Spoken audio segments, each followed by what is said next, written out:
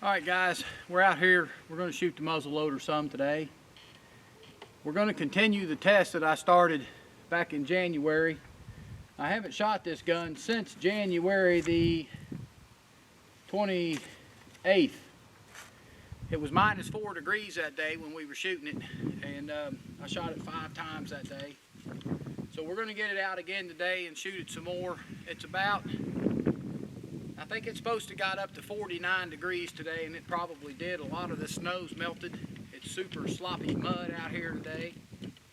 So we're going to continue on with the test of the primer holders. This will be number 22 shot on this primer holder. So each time I shoot the gun, I'm going to knock the primer out and put another one back in this same little module. Now, you don't have to do that if you got 25 modules. You do it when you get home at the end of the day or after you get done hunting or whenever. But we're testing this module today, so that's what we're gonna do. I've got a board under my chair. It's kind of rickety. I got ice under the board, but we're just gonna make do with the best we can today. When I shot this gun, I finished building this rifle about 3 days before deer season last year, and I sighted it in at 100 yards, good enough just to get me in the woods. We killed 4 deer with it, and I didn't shoot it again until I started doing the testing. Now, my groups were pretty tight, but I think they were hitting about 1 inch low. So I'm going to shoot 3 shots out of the gun. We're going to shoot the Parker 275 BEs. I want to shoot it 3 times for a group. I'm going to make an adjustment on my scope. I'm going to reset my target knobs. And then I'm not going to make no more adjustments on the scope until after we've shot 100 times with this primer holder. But I do want to have my groups hitting exactly where I want them.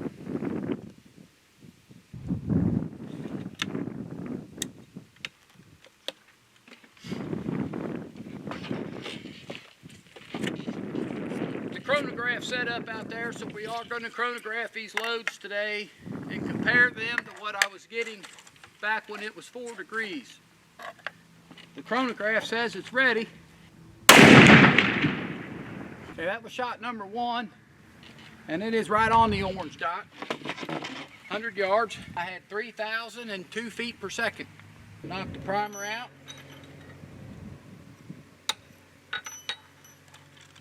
Reseat a new one.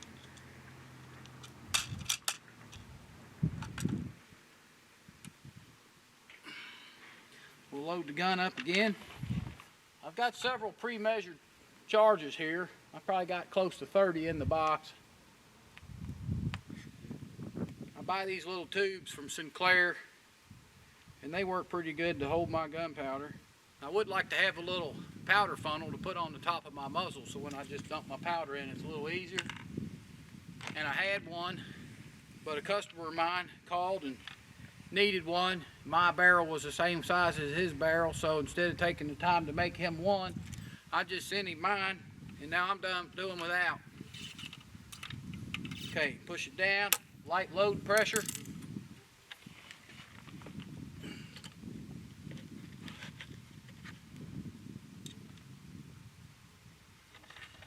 Close the bolt. That one is exactly 3,000 feet per second. We had a 2 foot per second deviation there. Shot number 23. Now, I think over the winter time and the fall, my bench has lost its level, because I got all kinds of boards jacked up underneath the rear of this gun to get it on target today. I don't normally need that many, but we got to make do.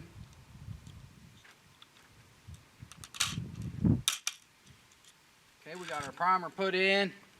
I've been out here all day shooting center fires. I've had several built up over the winter, and I've just been putting it off because the weather's been so bad. I've shot 7, I think, 7 rifles today. Tested them and shot them for groups. I'm gonna start boxing those up after dark and get them mailed off to the customers. So I've been out here all day shooting these guns. One of them was an 8mm Remington Magnum, and I believe it kicks harder than this muzzleloader does. I'm glad I only had to shoot it 4 times. Okay, this is our last shot for a group at 100 yards. I'm not going to move these again throughout the rest of the test. And we have 3,008 feet per second. For a total deviation so far of 8 feet.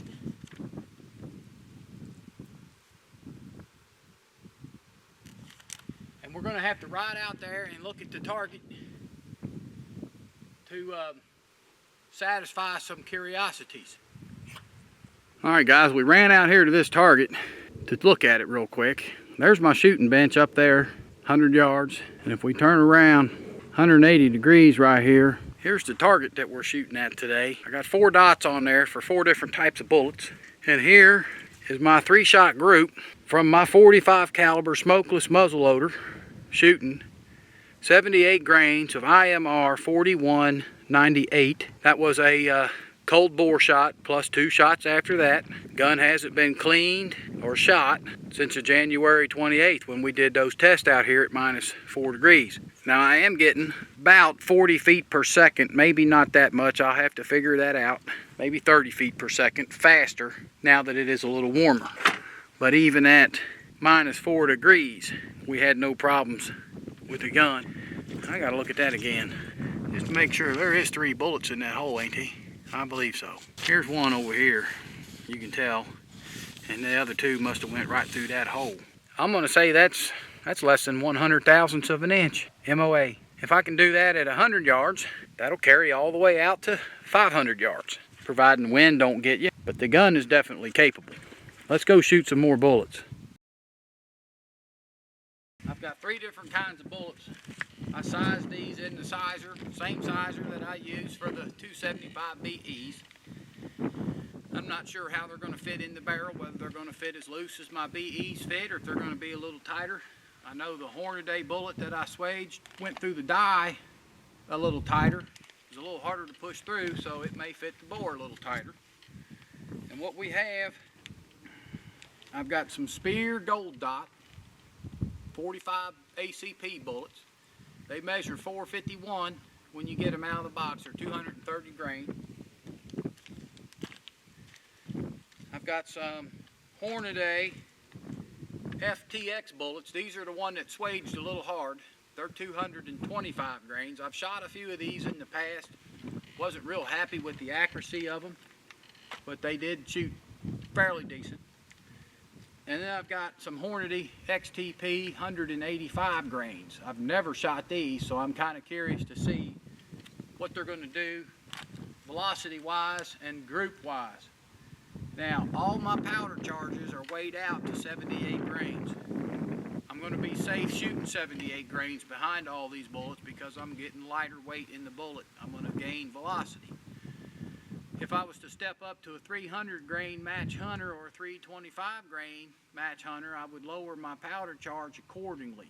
73 grains is what my friend is shooting with his 300 grain match hunters. So let's load this gun up again. And I think we'll start out with the 230 grain Spear Gold Dot. I'm being pretty careful trying to get all the gunpowder in the barrel. I don't want to lose any of it. It would change my velocity and increase my deviation some. I know back when I was testing it at -4 degrees, I didn't get all the gunpowder in the barrel. One reason, it was too cold to carry to get it all in there. But we're going to try to get it all in there today. Now that bullet swaged up pretty good because I see it fell down in there about 1/2 inch. So it probably won't take much more than the weight of this ramrod to drop it in.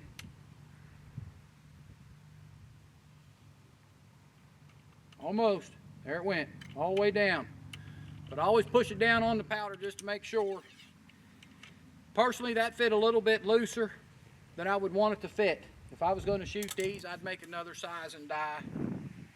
to fit it a little better because it's possible it could fall out on you, come away from your powder charge if you was in the woods and walking. Now, I've already put the primer back in the primer holder.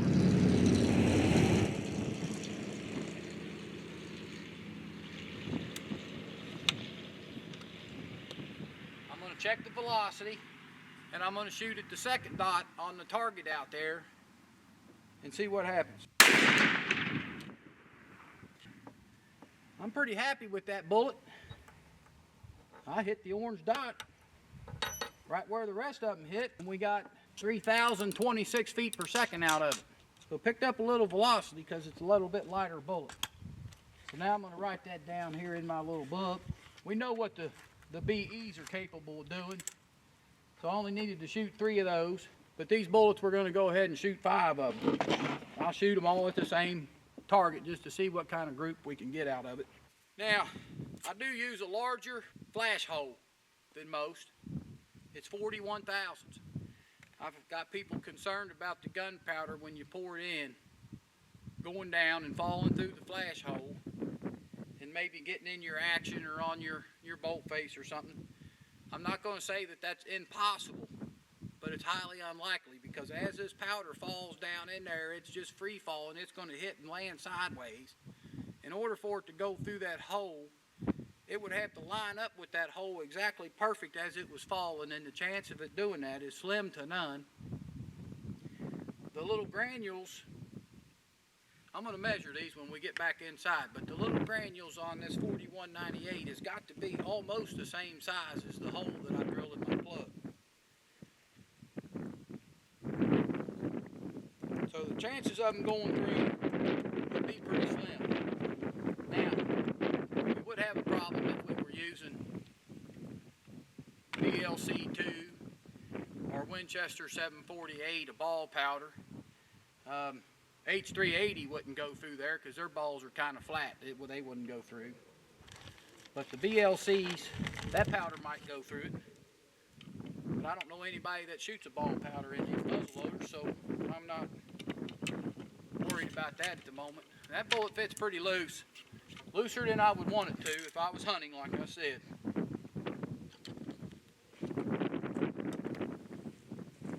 You almost get an adrenaline rush every time you pull the trigger on one of these guns because of the recoil and the power that these things have. I can understand why everybody's in love with a smokeless muzzleloader. Shooting 200 plus grain bullets, 300 grain bullets at 3,000 feet per second. You can't get that out of most centerfire cartridges.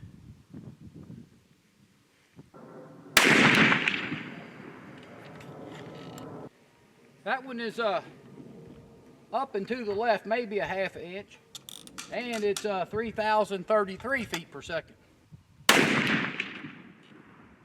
At 2,997 feet. That one shot a little slower. Okay, that one there is about the same place as the rest of them, and I got an error on my chronograph. We don't have a velocity for that shot.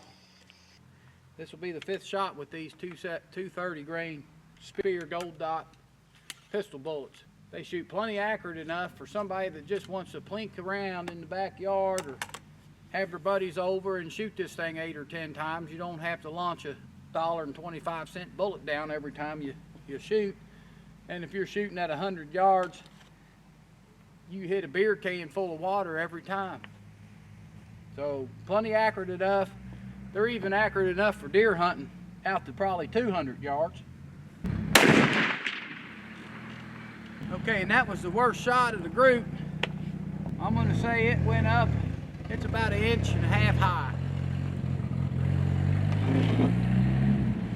At 3,021 feet per second. The sun's going down on me, so I better hurry up out here. Let's see. We got 5 of them left. I sized 10 of each of these bullets. Let's try the, let's do the FXTs, or the FTXs, I mean, 225 grains next. That's that rubber tip bullet that Hornady makes. They use it in their what they call their Levolution ammo for lever action rifles. It's supposed to have a higher BC than the old flat nose bullet, and it won't cause them to set each other off under recoil with that soft rubber nose.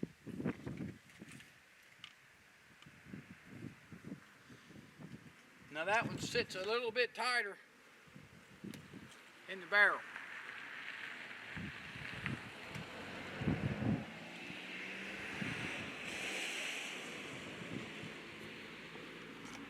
That in there fits pretty good. You have to shove it down in there. It's not going to fall out if you shook the gun upside down half a dozen times. These were all sized in the same die, the same sizing die that I have, but these Hornady bullets, they start out at 452 thousandths, so they're 1 thousandths bigger than the pistol bullets made for 45 ACP. Chronograph's on. Oh man, that bullet there jumped up to 3,113 feet per second. That's a 225 grain Hornady. It seems like that sizing die I have sizes these bullets just perfect. Builds a little bit more velocity, and they're definitely not going to fall out. Yeah, but they're still not hard to put in there, and I don't need a mallet to drive them down. If I had to have a mallet to put my bullet in the barrel, I'd just quit shooting these things. 3120. I shot some of these before in the 250 grain FTXs, and I wasn't real happy with the accuracy that I got out of them. And once I started shooting the 275 BEs, I never looked back to anything else. I found something that worked. It worked good for me, and that's the only bullet that I ever need out of these things. I've killed a lot of deer with that 275 BE. Now, you definitely don't want to shoot one if you're a meat hunter. You better shoot it in the head, because there ain't much left of it if you shoot it in the shoulders. It definitely blows them up pretty good, but you don't have to look for them, that's for sure. 3120 on that shot. Okay, so far we're holding about 1.5 inch group out there, and I have got 32 shots on that primer holder, and the velocity on that one was 3124. That bullet there shot 3,083. 3,079. Okay, we've got one more of these to shoot, and we'll move on to the 185 grain Hornadies. Now, the biggest reason we're doing this test today is to see if we get any misfires with lighter weight bullets. And the 185s is the lightest bullet that I can come up with. Now, you could get lighter if you shot them in a saboted rifle, but I don't shoot sabots at all. I shoot everything smooth bore or size to my bore, however you want to say that. Land riders, people got different terms for it. Well, I can definitely see 5 holes, but they're all within about 1.5 inches. I got an error on that one, so we don't have the velocity on the last shot. Now we're going to shoot these Hornady 185 grain. I'm going to get 5 of them out.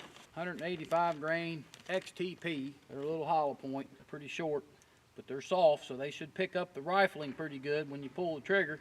I like cut rifle barrels for my muzzle loaders. I just think that they work better. Cut rifle barrels are been proven to clean easier. Now, I didn't prove that, but somebody did. I've read about it several times. You guys can read about it too if you look up, do a little research on them. But I believe the riflings are sharper if you could look at them in there.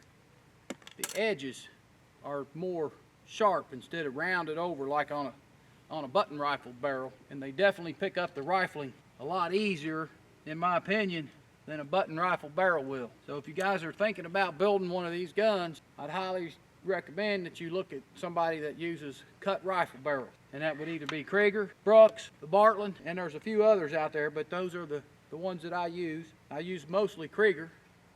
I've used quite a few Brookses, and once in a while I'll order a Bartland, but it takes a long time to get them. Remember, we're still using 78 grains of IMR 4198. We're looking for misfires. I would really like to see the gun misfire and not shoot this bullet out, but it's never happened, and I don't think it ever will, no matter what bullet you got in it or what kind of gunpowder you got in it. It's just the way that the breech plug and the primer holders are set up inside there that it allows the flash from the primer to get to the powder. You got to get the fire to the powder in order to make it burn. So let's shoot 5 of these real quick. It shot 3,195 feet per second. And that was shot number 35 with that primer holder, and those are the 185 grain XTPs by Hornady. Got an error on the velocity, but that bullet's almost touching the other hole, so that's a good sign. Well, I'm impressed so far with the accuracy. The thing is shooting them pretty good. I got another error. I knew the velocity on all these. Well, we got on the first 3195, that's what it was. That bullet there went just a little bit out of the group. We got 3175. Other than being beat out by the 275 BEs, them bullets shot better than the other two that we tried. 185 grain Hornady XTPs. We got a good 1.5 inches down there, and I'm not calling that super spectacular accurate, but for a cheap pistol bullet, I'm not going to complain. And we got 3185. We got a 3175, a 85, and a 95. So we got a 20 feet per second deviation, but we got pretty good accuracy.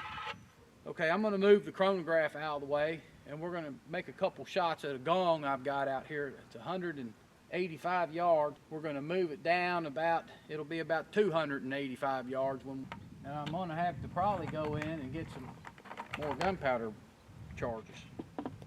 Okay, the first one we're going to shoot is this 275 BE at the Gong.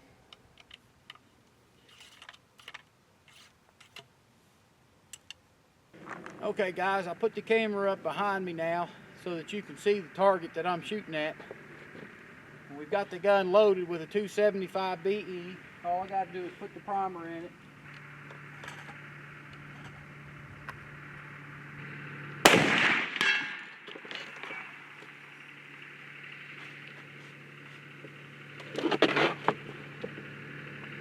.185 yard 275 BE. Okay, 230 grain spear gold dot.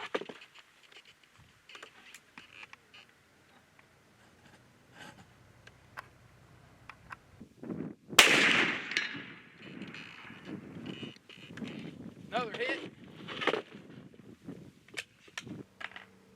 225 grain Hornady FTX.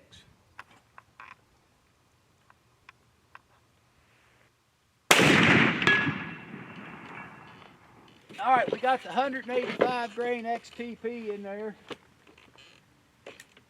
Target's 185 yards.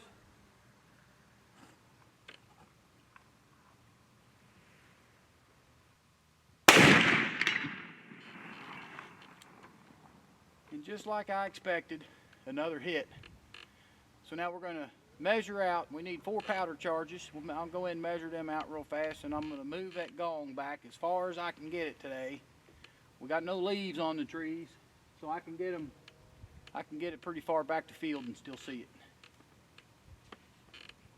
Okay guys, I range find the Gong that's out there. It's 194 yards. The big pile of railroad ties that I've got back there to stop these bullets when it goes through the plywood, that's 185 yards. That's where I got my 185 number from.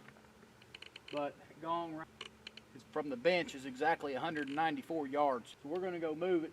I'm going to move it down the field there as far as I can and still be able to see it. We'll probably get it real close to 300 yards. See if we can hit it with all 4 of these bullets. Okay guys, before I move the Gong, I wanted to videotape this target. This is the bullets that we just shot. We got 3 in the top hole, and we got 5 in every hole after that. So that's 18 shots we fired today. The top hole, we already know those were the 275 BEs. The second group right there was the 230 grain Spear Gold Dot bullets.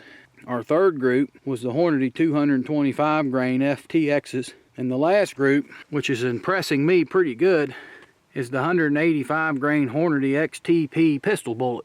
We got 3 right there that's in the same hole. We got 2 that's a little bit high. But that's right at an inch group at 100 yards. With a pistol bullet going almost 3,200 feet per second. So we're gonna move on out here. I'm gonna go up there and grab that Gong target, and we're gonna take it down the field as far down as we can where I can still see it. And we'll shoot at it a couple times, once with each bullet, and see if we can make contact. Okay, we got the Gong moved. This is the Gong that we're shooting at. It's about a 14-inch square. It's a piece of AR 500 plate. Okay, we've got the Gong moved. It's 297 yards from right here out there to the Gong. It's in behind a little bit of brush and some weeds that's growing there where the garden was at last year. So I'm gonna have to shoot through the weeds to get out there. But we're gonna see what we can do. I'm gonna load first with the 275 BE.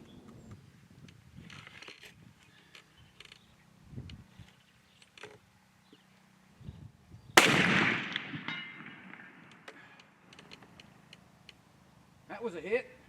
230 grain gold dot.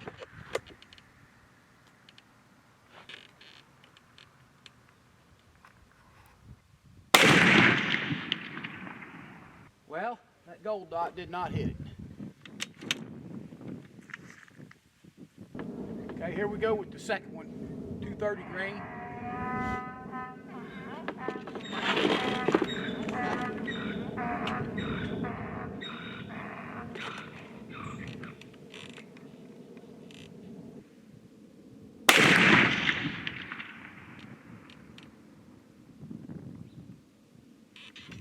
We're going to jump on up to the 225 grain Hornady.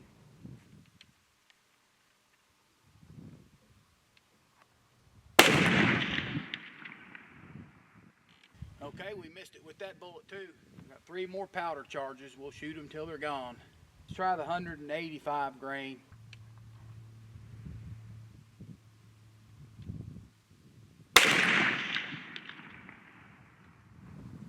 We didn't hit it with that bullet either. 275 grain BE. Here we go.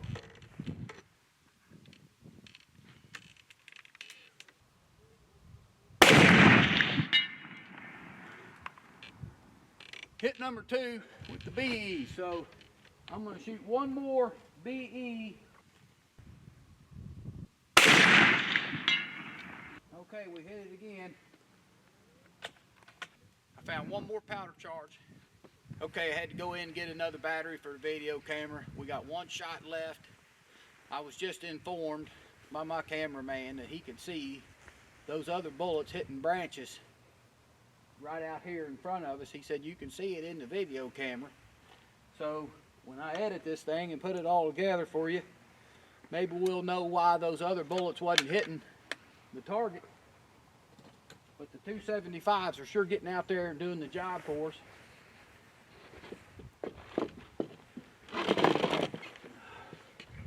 Here goes our last shot for the day.